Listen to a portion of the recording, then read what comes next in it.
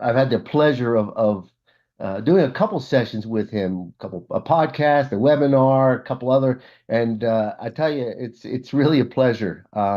And I know Melody introduced it as Merck, but in the U.S. you might know it as Millipore Sigma.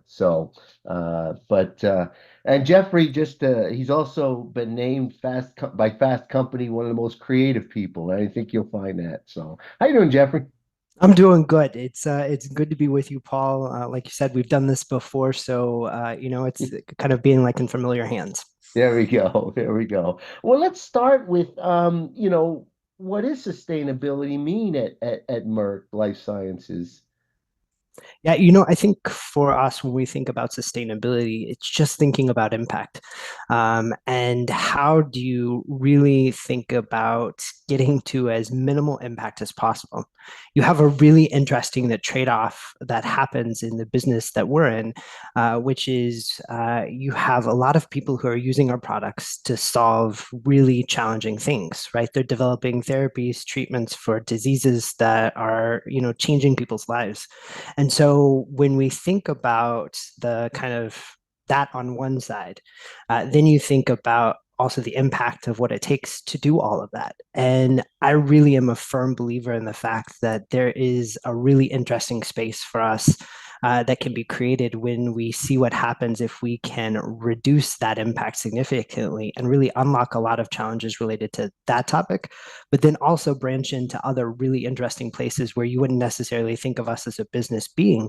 But I think, I look around and we look around and we touch so many different things. We have 300,000 products that scientists use. And, every day you're probably not touching a product directly from us, but you're probably touching something we had something to do with it.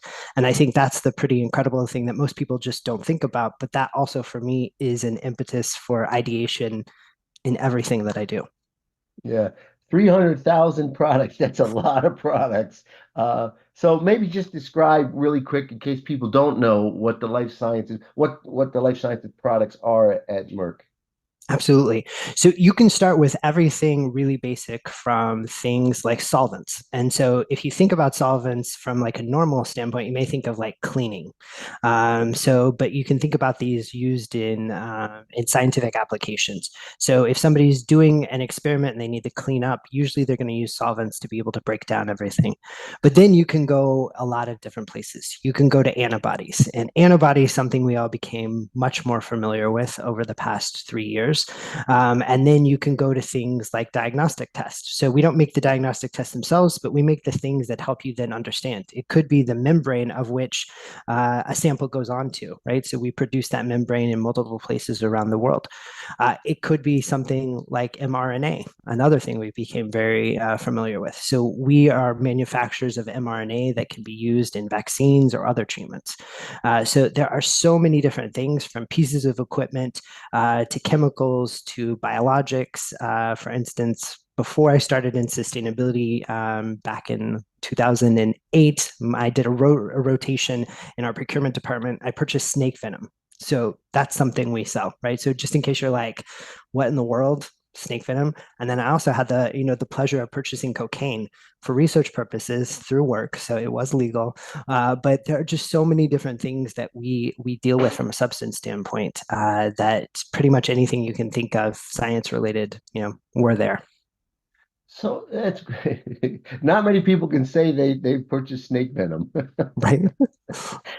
So I mean, why is sustainability important and to the company at the corporate level?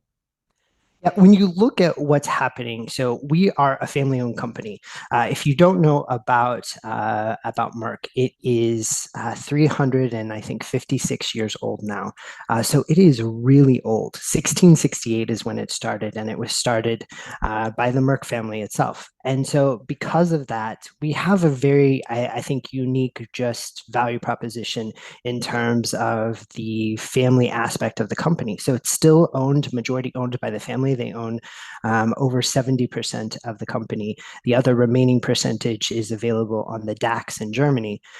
But that component of being family owned means their name is on everything that we do. And so there is a commitment and a responsibility. And you look at it at their place kind of in the world of business, and you look at it in terms of leadership. And so when we look at things like sustainability, certainly it doesn't hurt being a European headquartered company where I think the grasp on sustainability is certainly a bit stronger. But simultaneously, what we see is that our peers, our competitors, our customers, our stakeholders are interested in what we're doing with sustainability. And so it's relevant not just from the sense of we care about it, but we also have it as a component of a business requirement. So our customers are asking us about it. And so therefore, we need to make sure that we have got not only clear strategies and goals, but also actions and proof points that are helping us deliver on those things that we've committed to.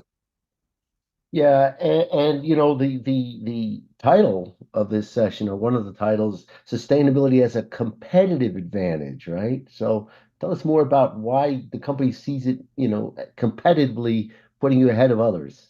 Yeah. So this is one of the, I will say, fortunate things about the length of time that I've been working on this topic. So when I came into this topic officially in 2009, this was still a very much a niche thing. And I think if you looked at it, most people would say, that's a fad that's probably going to fall out of favor. Yeah, In fact, I did have people tell me that it's not a yeah, not a thought. yeah, I was told that very often. But interestingly enough, I started right at the same time I went back and was working my MBA at Washington University in St. Louis.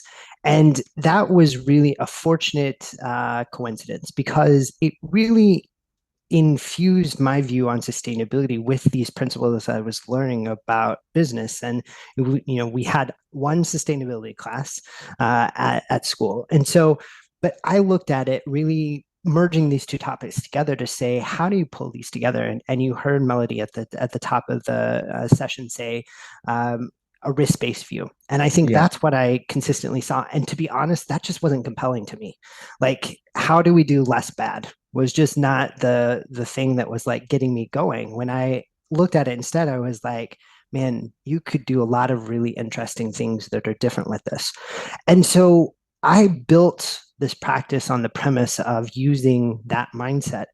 And I think the great news about it is because as we have been more successful and we build off one thing to the next thing to the next thing, this has been a story of a series of small wins that have built to the next thing.